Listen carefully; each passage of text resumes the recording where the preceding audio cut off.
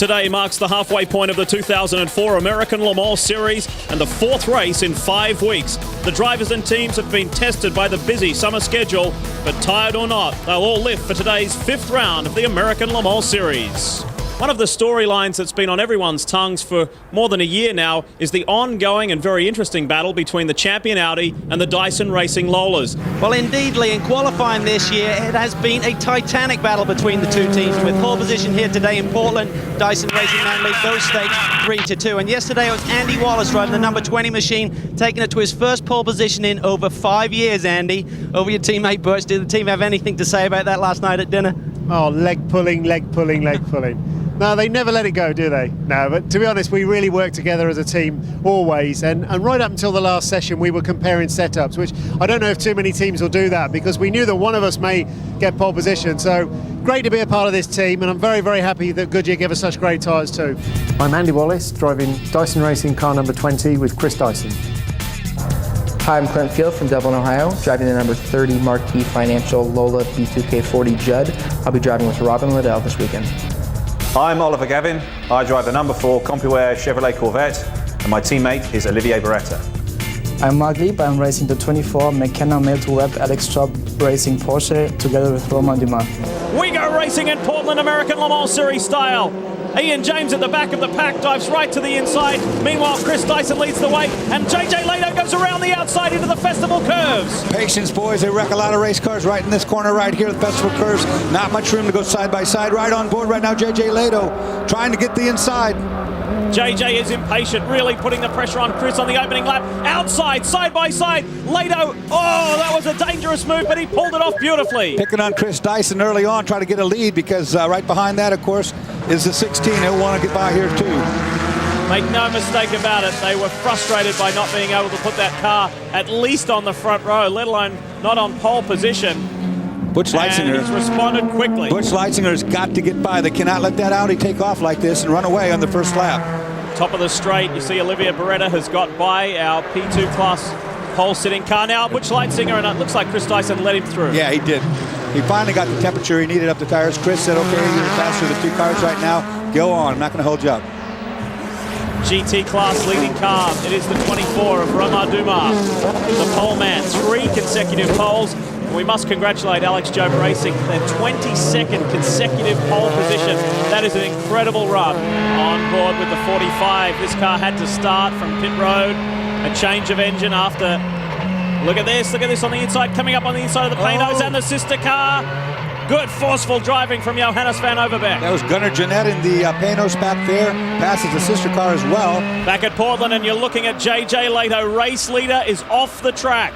In the champion Audi, it involves the J3 Racing Porsche and Tim Sugden. JJ's tried to go around the outside. Oh, you know what? And JJ just did not get it right. He clipped that Audi. He's not 4 seconds down. In fact, that was Dyson. I just looked at the timing monitor incorrectly. JJ is in fact 17 seconds down on race leader Butch Leitzinger. So it was very, very costly. Here is the man out in front. New second place competitor, JJ Lehto for ADT champion Audi is there. He's finally caught and passed Chris Dyson. This is how he did it. Under braking right here, almost gets in the back of Chris, as you see. Working through traffic. Oh, that was close. Oh, and he gets put off by the Porsche. We had no idea he was there. They can't see him. Trying to work on Chris. He's going to go to the inside right here. And the Porsche doesn't know he's there. There's no way. And he puts himself more or less off. P2, we ride on board with Ian James in the Miracle Motorsports machine. He is the points leader in this class at the moment. Has had 2 race wins this season. However, these guys made an engine change. They had to start from the back, and when he did start from the back, well, the IMSA officials deemed that he passed too many cars before crossing the start-finish line. He had to do a drive-through penalty. There is the lead P2 car right there, however. Clint Field driving his car. Outstanding field of drivers in that car. Yeah, his father John joining him, and Scotsman Robin Liddell back over as well. We go from GTS to GT, and we've got a new leader up front. It is the BAM car with Lucas Luhr, the German, behind the wheel. Multi-time GT ALMS champion. He gets passed by Ron Fellows, second place in GTS. You see Lucas Lohr just go to the outside of the racetrack and leave the inside open for the Corvette because he knew he was coming. The same thing happened with the Corvette when the Audi passed it. If you know a faster car's coming, you just don't turn in. Let him have the apex and duck in behind him. Neither of you are slowed down by that maneuver. Oh, the Panos is out in I think that's in the festival corners, and it's in the gravel trap. That, I think, is Gunnar Jeanette. Yes, that is the festival corner. There's a lot of oil down there. I think we're probably done. Oh, he's got fire under the hood. It's definitely got a fire up underneath the hood. Now the oil's on fire. Hit the fire extinguisher and get out. Hit the fire extinguisher and get out. Well, the leader, Butch Leitzinger, is in. They're taking fuel and going with left side tires. Normally you would see a driver's jet. Whoa, very tight there with Chris Dyson and the Corvette, the number 3 car coming in. But because of the time of this race, right now we're about 40 minutes in. That is the key as to why we're not seeing driver changes. There's a maximum duration of 2 hours for any one driver. When you back that up, that means that Butch needed to do 45 minutes before turning over to James Weaver. So that's the strategy right now, guys. Word from the ground that we have just gone over the 45-minute mark, and because of the driver rule, the maximum allowed time is 2 hours. So that's we're inside that now, and there's been some people making some late pit stops. Calvin Fish has more. Well, the Joe guys have played that strategy perfectly. They've now brought both their cars in. Then we say Romain Dumas helping his teammate Marc Lieb in. What a performance by this French guy. He's had 3 pole positions the last 3 races at tracks he has never driven on before. Back to racing we go, and let's check out this fight at the front. Lehto goes off the side of the course, keeps it on. Tight racing side by side going through the festival curves, and Leitzinger has lost out. Watch the white car on the right of your screen. JJ Lehto making an outside move on Leitzinger. Look, no question about contact between the two. Fully locked up the Audi completely in too deep. And I think, well, I don't know. Butch finally gets going again, but it's too little too late as we rejoin this fight at the front. Chris Dyson fending off the challenge of JJ Lehto. Chris really doing a good job of learning this new car. He's still very much a rookie driver, and he's under fire now from one of the best. James, you had a chance to watch the replay, and certainly JJ was pushing hard, and in the drivers' meeting they said you've got to be courteous to one another, and you boys have come under pressure from the officials in the past for rough driving. What do you think? Well, our boys come under pressure for us driving. I'll wash your mouth out, Calvin. They're nothing but sort of perfect gentlemen. What do you think, though, with JJ? Is that just racing, or did he push Butch a bit too hard there? Actually, I must admit, I'll shut my eyes. I'll watch more closely next time. Well, can you believe it? They just lost the lead, but he's still joking about it, guys. What about some credit here for Chris Dyson? This is the most intense pressure he's ever been under at the front of a pack. And finally, Lehto pulls out, but he's still not close enough. Chris Dyson really showing me a good accounting of himself right now. He's not succumbing to this pressure at all. In fact, he's putting his face in it saying, come on. Whoa, breaking news here from race control. The IMSA officials are penalising the 38. Dorsey, how hard is it here to get yourself under control, to compose yourself when you know that you should, well, in his mind, he feels he shouldn't have been given it. And maybe he shouldn't have. We don't know that for sure. But, I mean, it's very hard to get composure. I mean, he's already out of control, as we can see.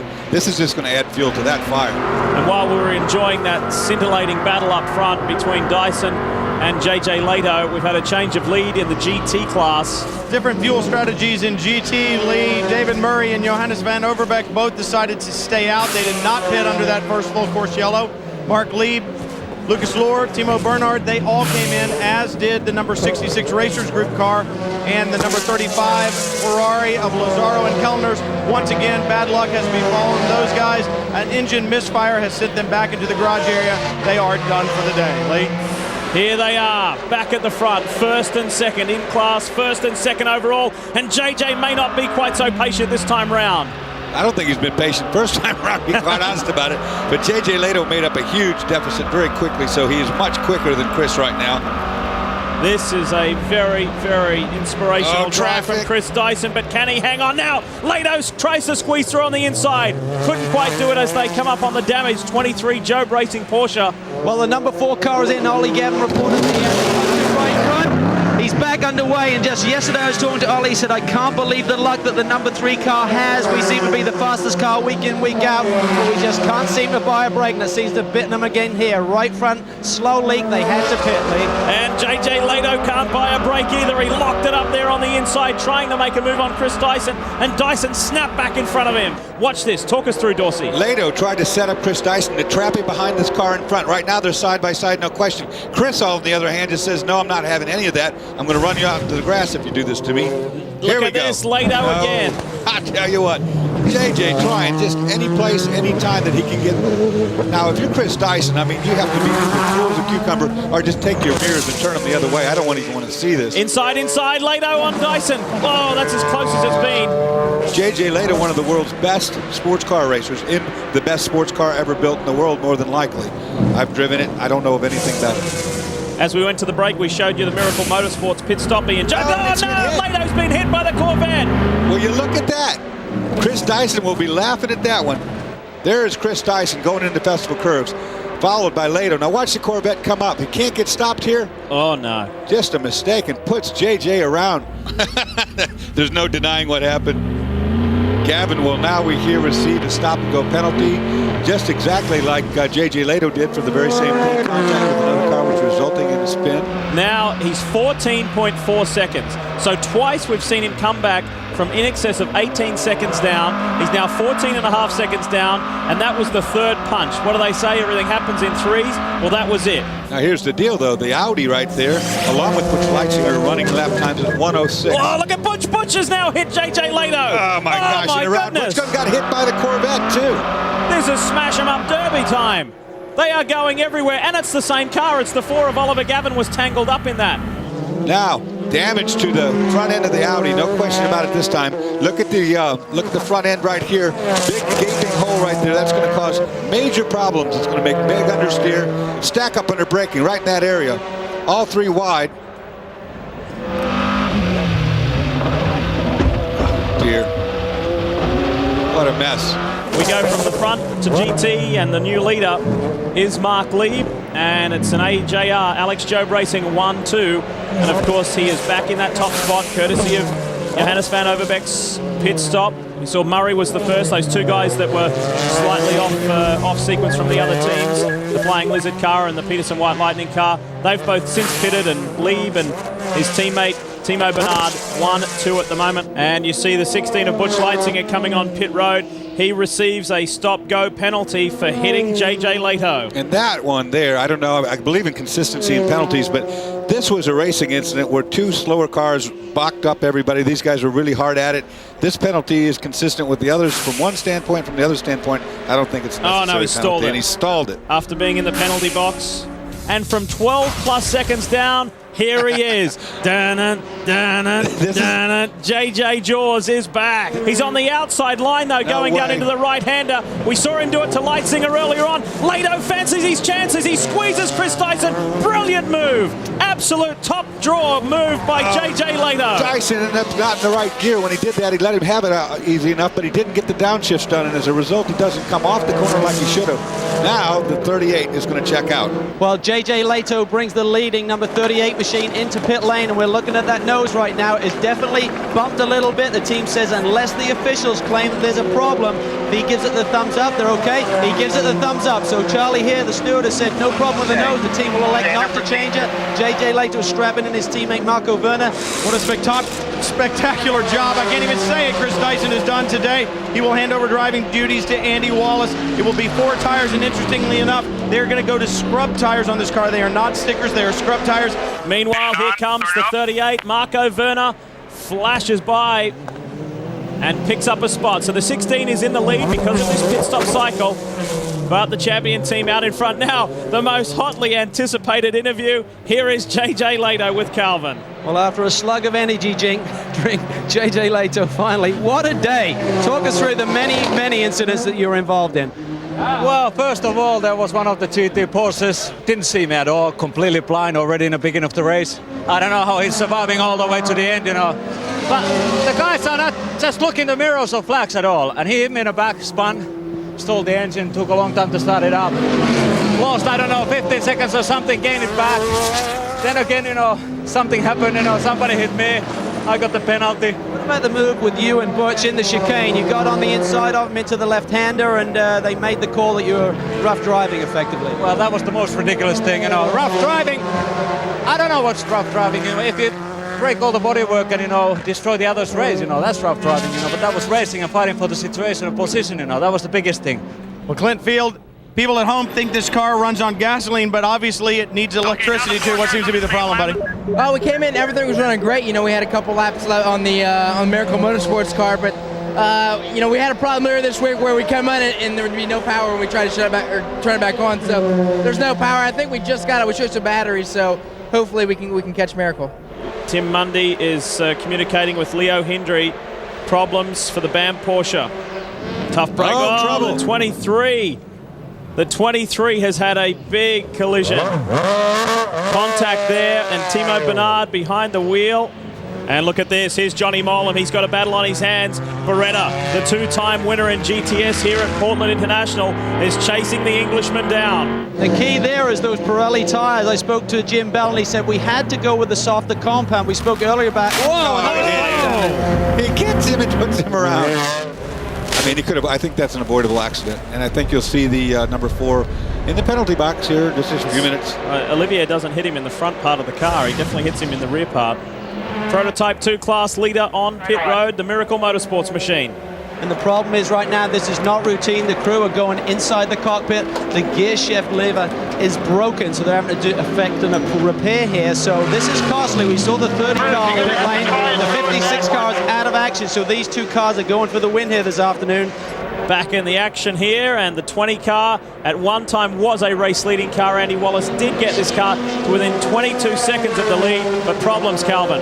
Well, this is anything but routine. The team are unsure what the problem is. I just spoke to one of the crew members. They do not know what the issue is. Weaver right there in the 16 around the outside of the Porsche. Coming by the GT class leading car, Craig Stanton.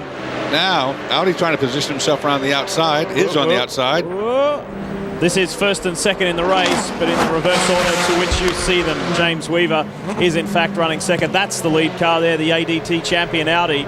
And whilst we're away, we have had a change at the top in GT, and Romain Dumas has got by Craig Stanton in the Alex Job Porsche.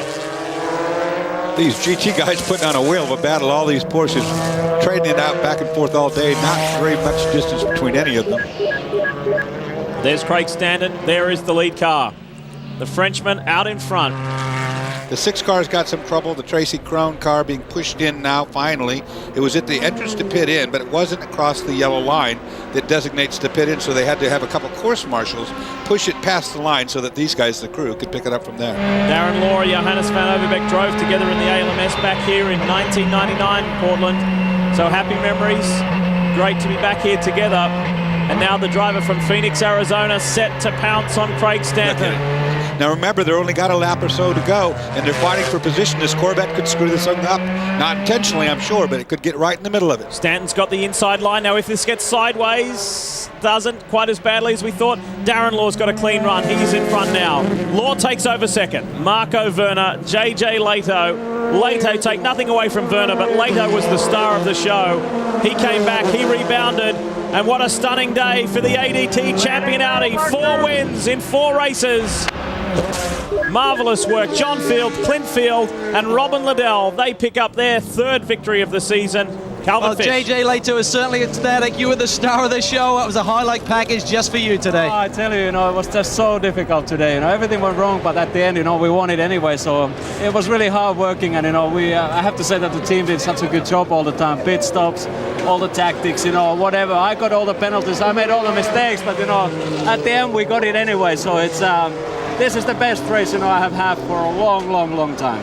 Calvin Clint Field and his Intersport team, 3rd victory of the season that closes in on the points championship for you guys, but probably most important, these last 2 victories, you did them with your dad. How special is that? It was good to have him. He had a bad couple of races, before, so it's good to have him in our car. And I love driving with him, so it's good. Johnny, another victory for the 3 car. Ollie Gavin says you boys have all the luck, but it takes experience and patience in one of these events. It really does. First off, it's my son's 10th birthday today, so Kanan, happy birthday, man. I love you. I'll see you tomorrow. But yeah, everyone on the CompuAir team did an amazing job. These 3 guys, we show up for Sunday, we get the job done, and the Michelin tires are great. 4 podium finishes, 3 poles in a row, but you got the monkey off your back, guys. You got the win. Yeah, perfect. Everything was perfect today. I think we deserved the win. We are now the 4th time quickest on the track right now. Today we had the luck to win. I just want to thank everybody in the team. I want to thank Michelin, McKenna, Alex Straub Racing. It was a perfect day for us. Thanks.